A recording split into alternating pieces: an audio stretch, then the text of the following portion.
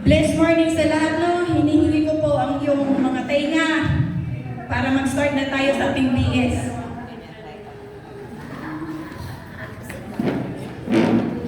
So, please stand up to start our prayer. Ama namin nasa langit, maraming salamat po sa araw na ito. Maraming salamat sa iyong proteksyon mula sa aming pagtulog hanggang sa aming pagising, O Panginoon. Maraming salamat, O Diyos Ama. Hanggang sa pagpunta namin dito sa church, andyan ka, nagproteksyon, hindi mo kami pinabayaan, hamakin ng kaaway, O Diyos. Maraming salamat po, Panginoon, sa araw na ito. Gabayan mo po ako, Panginoon, sa pagbigay ko ng topic today sa aming Bible study. Ibuhos mo po sa akin ang iyong banal na Espiritu, O Diyos, upang ma-deliver ko ng maayos at mabigay ko ng maayos sa aming kapatiran. Panginoon, tulungan mo po kaming lahat na ipaghari sa amin ang pagmamahal sa bawat isa, ipaghari sa amin yung pag-uunawaan sa bawat isa, ang pagpatawad. Linisin mo po kami, O Diyos Ama, mula sa iyong banal na dugo. Patawarin mo po kami, Panginoon, sa aming kasalanan na aming nagawa sa araw-araw. Patawarin mo kami, O Lord God, sa aming pagkukulang na hindi namin naibigay sa iyo, O Diyos. And maraming salamat, Diyos, sa iyong nag-iisang anak upang iligtas kami sa aming kasalanan, O Panginoon. And maraming salamat din, Panginoon, sa aming kapatiran na andito ngayon na andyan sila willing upang mag-serve sa araw na ito, O Panginoon. And dinadalangin din po namin, Panginoon, yung kapatiran namin na hindi pa dumating. Gabayan mo sila, Panginoon, proteksyonan mo sila sa daan kung saan man sila papunta dito sa church, O Lord God, upang mag-serve sa iyo, O Panginoon. Maraming salamat, O Diyos Ama, ang iyong pagmamahal, hindi ka nagkulang. Napakalaki ng iyong puso, O Panginoon, upang mahalin kami kahit kami ay nagkasala. Thank you so much, O Lord God, nag-iisa kang Diyos Ama. Wala kang katulad, O Panginoon.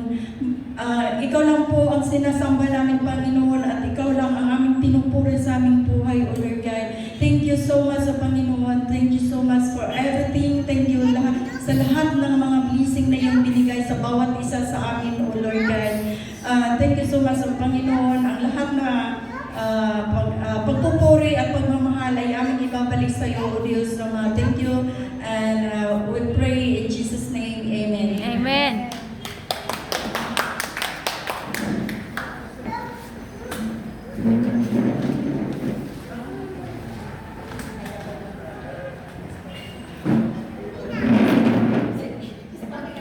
So, purihin ang Diyos, no? Dito tayo sa paring ito, napakaganda ng puso natin. Ramdam na ramdam ang pagmamahal ng Panginoon. Hallelujah. So, ang topic na ibibigay ko sa paring ito is mabuting halimbawa buhay Kristiyano. So, ang una, ang mabuting halimbawa sa lahat ng bagay ay makikita ito sa 1 Matthew chapter 12. Yeah, 1 Matthew chapter 12 verse chapter 4 verse 12.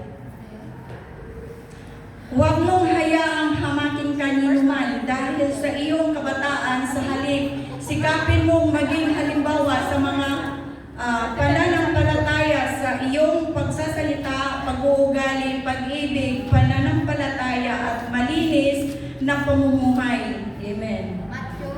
Matthew o first? First Matthew chapter 4 Anak first. at Timoteo. Timoteo verse 12. Kaya nakatingin kayo lahat sa akin. Nakulat kami, saan galing yung Bible mo? May second Matthew na. So yun no, may 5 akong halimbawa na ibibigay sa mabuting halimbawa sa lahat ng bagay. So una, sa pananalita natin, di ba makita natin pag tayo isang Kristiyano, yung the way na magsalita tayo sa kapwa natin Kristiyano. Doon natin magagamit yung yung medyo mahinin ka, dandahan. Hindi yung wala akong pinasamahan, ha? Pero hindi, alam kita, dati talagang masingganan ka, pero ngayon may malaking pinagbago. Hallelujah. So yun, yung ikalawa ay yung Parang sa naglit pa po yun. yung pag-uugali. Yung pag-uugali natin kasi dito natin makikita yung isang Kristiyano, yung matuto tayong ano ba, yung halimbawa, galit yung isa, magpagmumba muna tayo. So wag natong sakyan, para maging ako yung isa. So dapat ang gawin natin is, kalma muna tayo kasi alam natin na galit di ba? So pag ma-feel natin naging okay na siya, dahan-dahanin na natin. Kumbaga yakapin, sabi I love you. So yun, maging magaan yung pakiramdam ng isa. Amen? So yun, ang ginawa natin sa araw na ito. So napaka ano talaga, ano naman, masarap sa pamumuhay yung may magpababa pag may galit. May renewal of Oo, amen. So napaka magandang gayahin. So yung ikalawa, yung pag-ibig. So hindi lang sabihan mo siya na mahal kita, pero pagtalikod, mahal kita. Pero sa totoo, hindi pala yan sa puso mo. May may kaplastikan. So pag magmahal tayo ng isang tao or kapatiran, yung tunay na galing sa puso natin. Kasi minahal kita ng Panginoon na walang alinlangan. Buong puso niya tayong minahal. Kahit tayo ay isang makasalanan sa mundong ibabaw, pero andyan siya, hindi siya nawala. Andyan lagi yung pagmamahal niya sa atin. Amen? So, yung ika-apat is pananampalataya. Yun na. Kahit anong mangyari, kahit minsan may mga problema, hindi tayo bibitaw sa pananampalataya sa Panginoon. Kahit man minsan parang hinahamak na tayo ng mundo, parang akala natin wala na tayong pag-asa, parang lugmok na tayo. May maraming mga tao na parang nagwawala na ba kasi akala nila wala na silang pag-asa sa mundo. Pero ang katunayan, pag tayo ay isang Kristiyano, marunong tayo mag-drive ng mga problema natin. So doon tayo hamakin sa lahat. Doon natin mapatunayan sa Panginoon kung tayo ay kakakit hanggang kamatayan sa Kanya. Amen? Yung ikalima ay kalinisan. Siguro, kahit ako hindi ko minsan magkasala din tayo kahit lalo na sa mata natin, sa bibig natin. Hindi natin maiwasan yan minsan na lalo na masaktan yung balat natin, yung maipit. Gano'n. Magkamali talaga tayo, no? Hindi yan maiwasan, pero sisikapin natin. Kasi minsan gano'n ako pag naipit ko, kaya sarap na lang. Sarap sana yung batukan, pero lalo ka masaktan. So yun. So, kung pwede lang, sa dahan-dahan na paraan, maiwasan lang. Kung kaya maiwasan. Amen? So, next is, halimbawa, sa paglingkod. Makikita ito sa Juan, chapter 13, verse 14 to 15. Nakuha niyo ang verse? Kung ako ng Panginoon at guro ninyo ay napuhugas ng inyong mga paa ng isa-isa, binigyan ko kayo ng halimbawa upang inyong tularan. So, upang tularan natin si Jesus, ito ay hindi lamang sa literal na paghugas ng paa, kundi panawagan sa pagpatuloy na paglingkod at pagpakumbaba. So, ganitong gawin ay nagpakita ng pag-ibig at pagsunod sa kay Kristo. So, amen. Na napaka buting halimbawa talaga si Jesu Kristo kasi siya nagturo sa atin magpakumbaba, magmahal, magpatawad. So, kahit medyo lalo na yung sabi nila na patawarin mo yung kaaway natin. Minsan sabi mo, love your enemies, sapakin mo yan mamaya. Pero sa turo ng Panginoon, doon tayo natakot. Kahit medyo mahirap, pero dapat nating matutunan na mahalin ang ating kaaway. Amen? And number 3 is katangian ng bagong buhay. Makikita sa Colossus chapter 13 verse 12.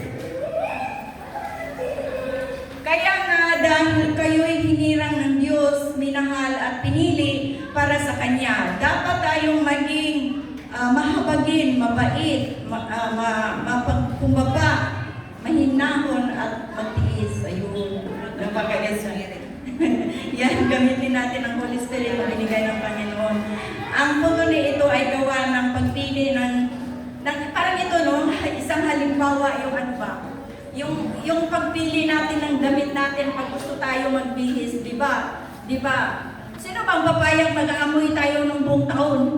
Di ba? Magbihis tayo ng damit. So, ganun din yan yung pag-change ng ano natin, yung maging baguhin natin yung buhay natin ba? So, magpili tayo ng damit na maganda. So, yun, ang dati nating mga ugali na ang barurot, na madaling magalit, ayun, nakubarin natin yan, alisin natin yan.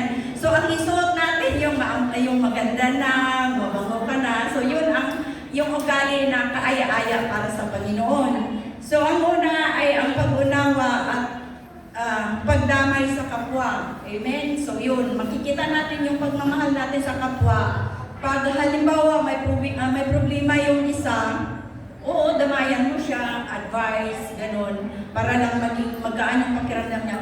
Pero, huwag niya i-chismis sa iba. Kayo lang nakakalam. Kayo lang, kasi sa'yo siya nagtiwala, kaya sa'yo siya nagsabi. So, ingatan mo din. Yung salita ng isang tao, ikip mo lang sa sarili mo. Huwag mo nang i-transfer sa iba kasi alam mo naman ang story, iba ang umpisa, naging iba ang sa ending. So yun, magsimula yung sabi nila nga, chismisan ang mag-away-away na. So ang pangalawa, ang paggawa na mabuti na walang kapalit. So yun, pag gusto tayong tumulong sa kapwa natin, huwag mong isipin na may kapalit. Pag magbigay ka, bigay na kusang loob, na walang iniisip. Yung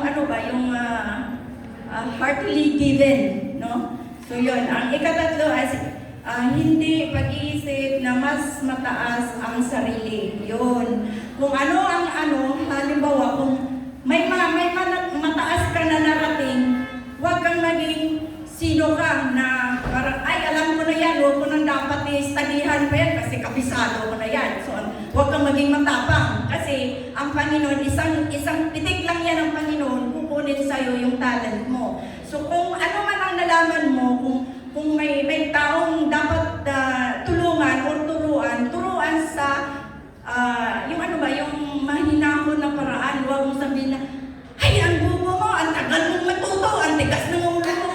Oh, di ba?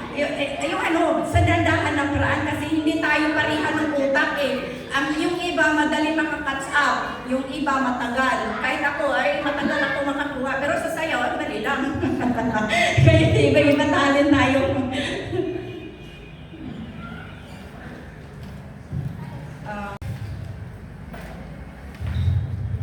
Ang ikaapat, ang kalmadong pagtugon sa gitna ng pagsubok. O yun. Yung halimbawa, may problema ka, huwag mong talagang huwag mong isipin na mawala ka na, parang hindi ka mahal ng Panginoon. Ang isipin mo, maging kalma ka na lang, ang una mong gawin is ang manalangin. Tumawag ka sa Panginoon upang maging madali ang lahat ng problema na binigay niya sa atin. Amen? Kasi ang Panginoon ay naghihintay lang yan kung sino ang mga anak niya na tatawag sa Kanya. Kahit hindi lang sa isang problema na tawagin mong Panginoon ka, pag nag-blessing ka, patuloy ka pa rin na tawagin mo ang Panginoon. Magpasalamat ka din kasi may binigay siyang blessing. Amen? Ang ikalima, ang pagtitimpi sa pagkakamali ng iba. Ayun na. Pag nagkamali yung iba, ay huwag mo nang buntungan pa. Nagkabali na nga So, ang gagawin natin ay, kung may advice tayo sa taong nagkakamali, parang kumbaga gisingin natin ba paraan natin yung banal na espiritu na binigay ni Jesucristo. Doon natin maturuan yung isang tao pag nagkakamali, paggamitan mo siya ng salita ng Diyos, doon siya magising. Kasi ako, ganun din ako dati, nung hindi pa talaga pumasok sa sarili ko yung banal na espiritu, pag may nag-advise sa akin, ako may galit. Kasi hindi ko alam yung ano ba, yung espiritu na gumagalaw sa iyo ay napakaganda ipamumuhay. Amen? So, ang ika-4, maging huwaran sa mabuting gawa. Makikita ito sa Tito chapter 2 verse 7 to 8. Sa lahat ng paraan, maging halimbawa ka ng mabuting ugali at maging tapat at kagalang-galang sa inyong pagtuturo. Nararapat na pananalita ang lagi mong gamitin upang hindi mapintasan ni luman ang mga sinabi mo. Sa gayon, mapapahiya ang ating mga kalaban sapagkat wala silang masasabing masama laban sa atin. Amen. So may 5 aspeto ako na halimbawa na ibibigay. Ito yun ang yung magsalita ka sa kapwa, yung tapat at nakapagpalakas ng loob. Yun nga, yung magtulong tayo sa kapwa-tao, dapat totoo yung mga sinasabi natin, yung mga tinuturo natin ay galing sa puso, hindi ka plastikan. Amen? So yun, gamitin natin ang banal na espiritu upang ang tao ay mamulat at magtuklasan ang tamang landas ng Panginoon. So ang ikalawa is ang pag-uugali. Nakikita ito sa kilos na ayon sa kalooban ng Diyos. So dito ko noon may nakikita talaga ako na mabuting halimbawa talaga siya sa mata ko. Iwan ko sa inyong mata, so basta sa mata ko, mabuting halimbawa siya ha. Ito na, isa na dito si Sister Bea.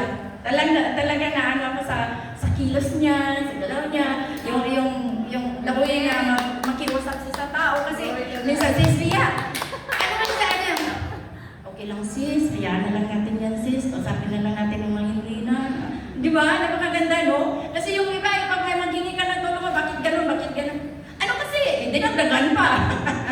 Napakagandang sampol sa atin si Sister Bea. So, naano talaga niya yung Espiritu ng Panginoon, ginamit talaga siya. Hallelujah. So, diyan nakita yung nakabutihan ng Panginoon. Yung ika-3, pag-ibig. Bukal sa puso at walang pag-iimbento. Yun, pag-ibig na walang pag-iimbento hindi yung katotohanan na mahalin mo yung kapwa mo, Kristiyano, walang kaplastikan. Yung pang-4 ay pananampalataya, tatag na tiwala sa Diyos. Amen. So yun na nga, parang wala tayong ibang gawin sa pag-isip pa lang natin. Tawagin na natin ang Panginoon, manalangin. Yun ang priority natin para sa Panginoon, yung pagdasal. Kasi yun ang hinihingi ng Panginoon. Yung siya ang ating priority. Bigyan natin siya ng oras. Kasi sinuso din yung Panginoon. Minsan, pag makalimutan mo yung Panginoon, ba talaga bibigyan ka niya ng problema? Kahit doon lang, basta may problema ka. Kasi nakalimutan mo siya. Siya ang ating isentro sa puso natin. Siya ang maging in love tayo sa Kanya. So, every time, mag-pray tayo para siya ay maging masaya. So, yun, ang pagmamahal, pagpatawad, pagpakumbaba, yan ay ginagamit talaga natin sa ating sarili upang tayo ay maging banal na Kristiyano na sumusunod sa Kristo Kristo. Hallelujah. So, diyan nagtatapos ang Bible study ko ngayon. Gabi, sana sabi ko. Nasanay sa gabi. So, mag-start na tayo mag-share.